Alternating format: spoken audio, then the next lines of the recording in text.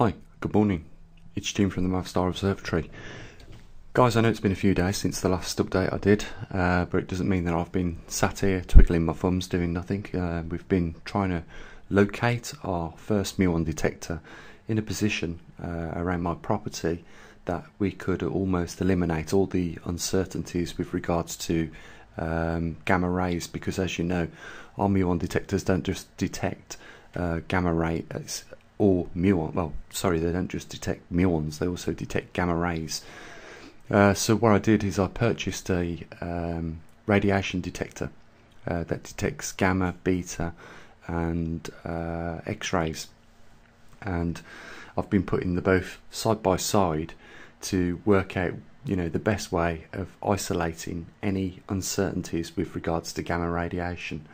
The radiation detector is reading next to the Muon detector 0.014 microsieverts, and if you know anything about those levels of radiation, you'll know that they're well below the very safe standards. In fact, you know, you ain't got to worry about gamma radiation or background radiation until it starts to creep up over 0.5.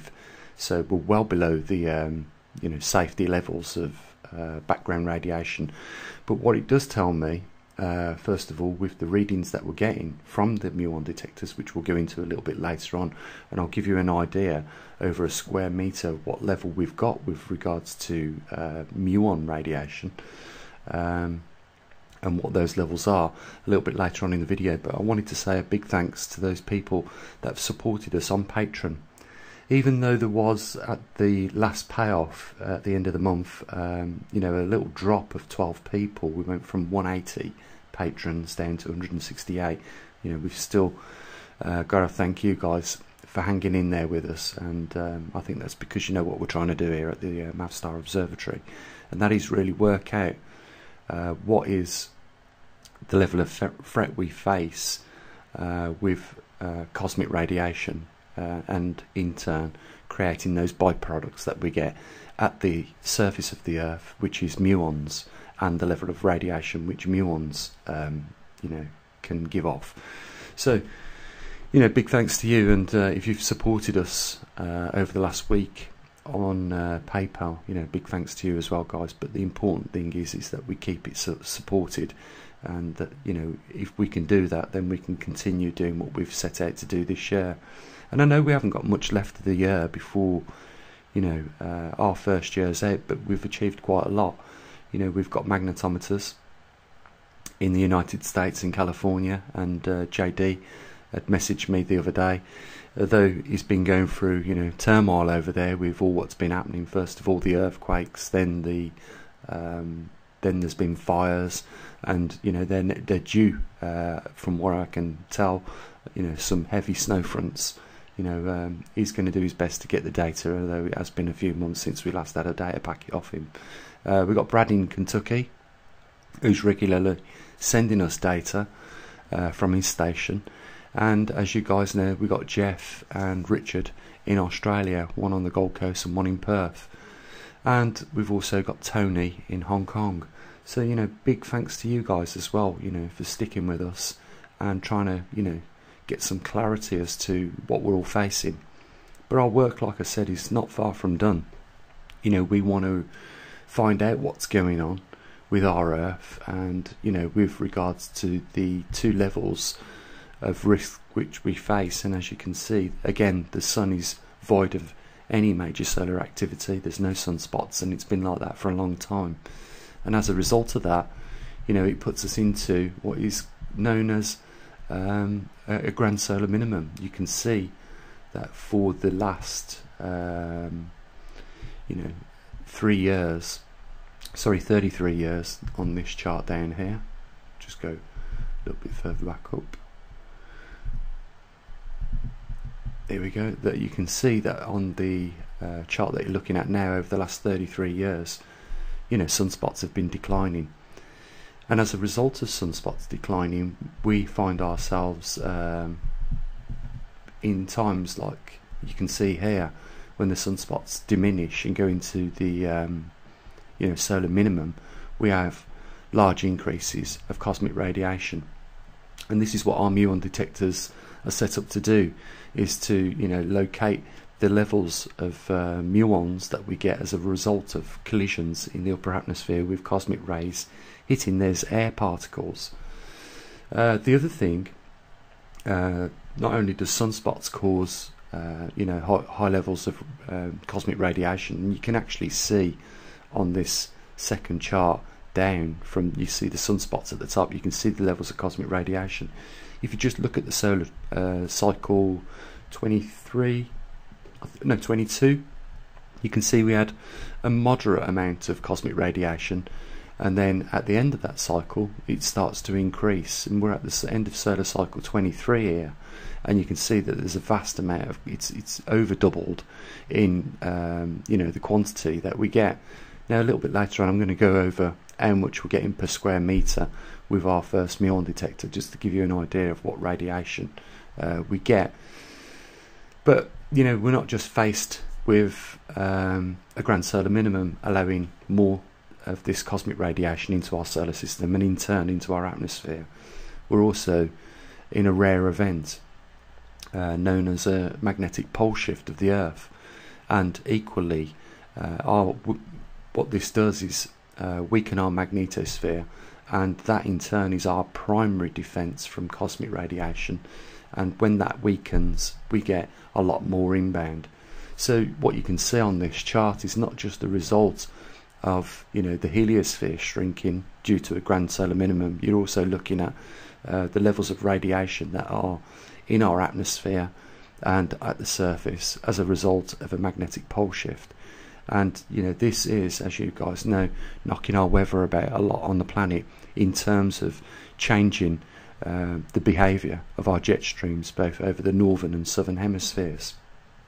So you know, the readings that we've taken this week with regards to the level of muons is about 1.5 muons per hour, and you might think that that's not a lot, but remember our surface area of the muon detector is only 5 square centimetres, so it's very small. If you want to work out what that is over a metre, then you have to times that by 400. So we're getting over a square metre around 600 muons per square metre on average. It's, like I say, it's around about 1.5 over a 5 square centimetres, so if you times it by 400 you end up with 600, and that gives you an idea. Now remember, when we was looking at the radiation chart the other day, if I can just pull that up for you, you'll see that where muon radiation actually falls is well off the chart of the short wavelength.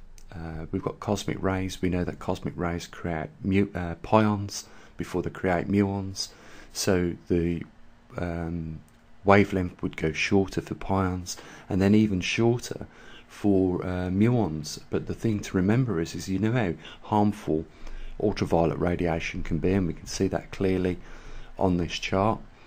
You know how harmful X-rays are.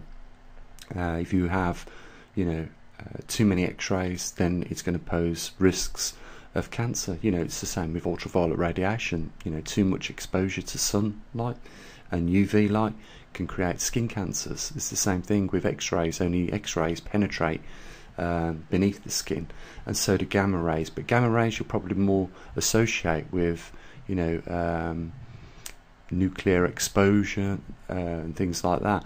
But cosmic rays are happening up high up in our atmosphere, and of course what's happening on this scale is as the wavelength is getting shorter, you'll notice that the levels of radiation become more dangerous. So if we're looking at cosmic radiation, then off the chart would be pion, which is what cosmic rays decay into when there's a collision in our upper atmosphere, and then pions decay into muons. So again, we'd move again across the short wavelength into an even smaller wavelength, and as a result of that the level of radiation would increase. So you know, when we're talking 600 muons over a square metre, if you imagine your body sitting or standing in a 1 square metre area of, you know, surface space on this earth, and there is a possibility that, you know, 600 of these muons are inbound in there, then I think that's more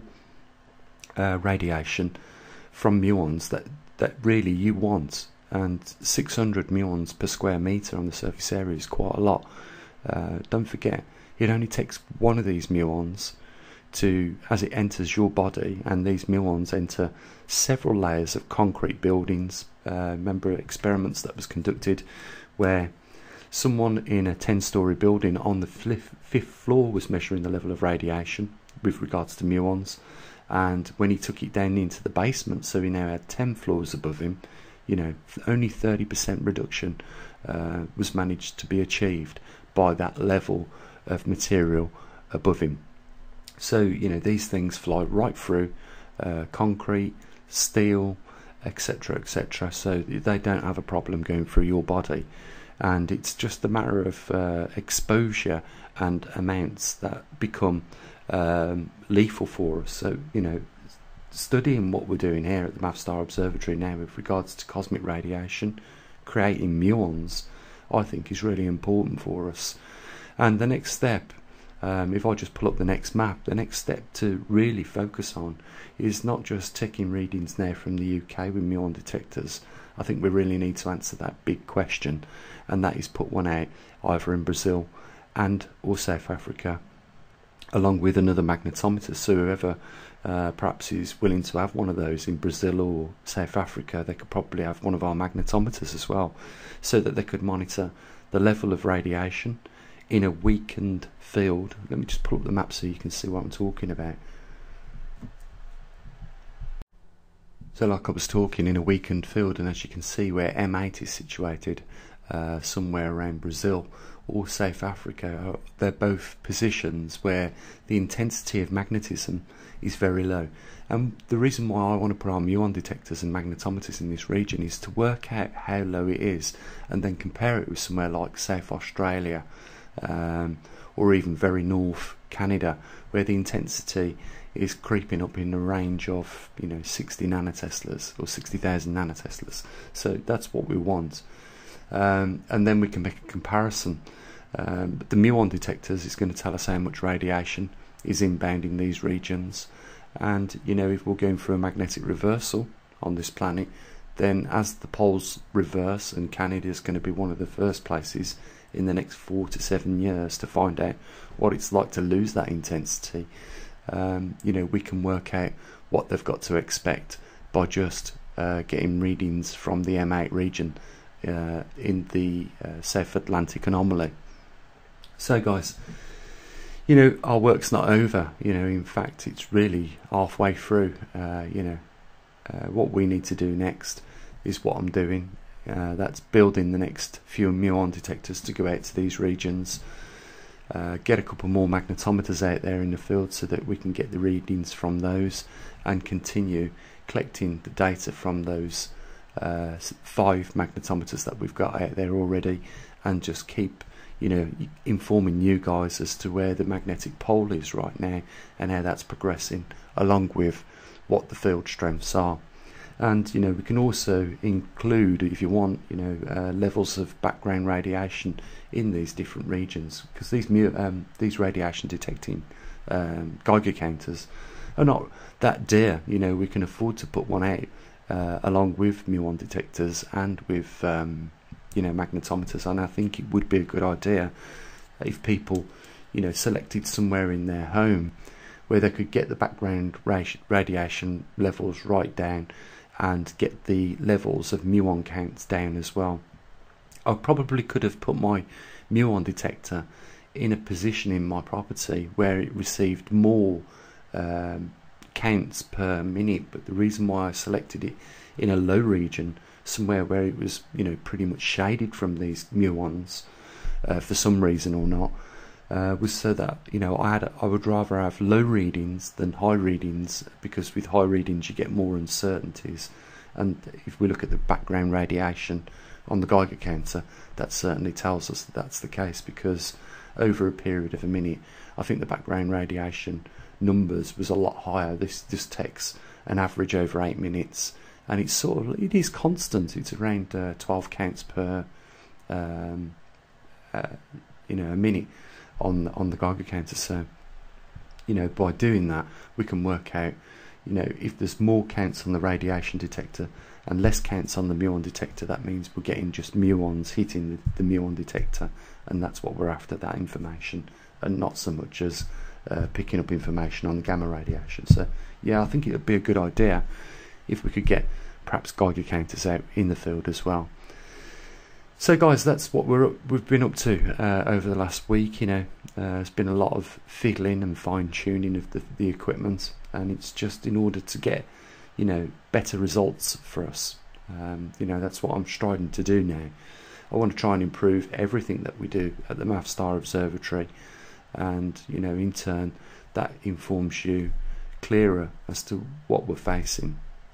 And a bit later on, maybe today, I'll be modifying the website Pole Shift News to include muon data, background radiation data on there as well. We can just say, like, you know, over the course of an hour we had 1.5 strikes of muons, and this over a square meter works out at 600 muons per hour at a background radiation level of you know, 0.14. So, you know, guys, and you can check that whenever you want. That's the main thing, guys. I'm going to leave it here. I'm going to mention the link. You know, I can't, you know, emphasize it more than, you know, enough, really, that if we don't get funding, you know, we can't do what we do. And I know that there's a lot of people interested in, you know, trying to support us where they can. And I know people like Doug do invest a lot of their personal time, along with, you know, Bob, Kathy. I know they've got an event coming up over the next few days, so good luck with that. And, you know, guys, if I can just mention the link at the bottom of the video in the description, if you want to help support us, that's where you can do it. You know, if we all stick together and do our little bit, you know, we can all benefit from, you know, the information that we gather at the Mavestar Observatory. So with that, have an amazing day, and I'll catch up with you over a few more days, and I'll say what I usually do. Bye for now. Take care.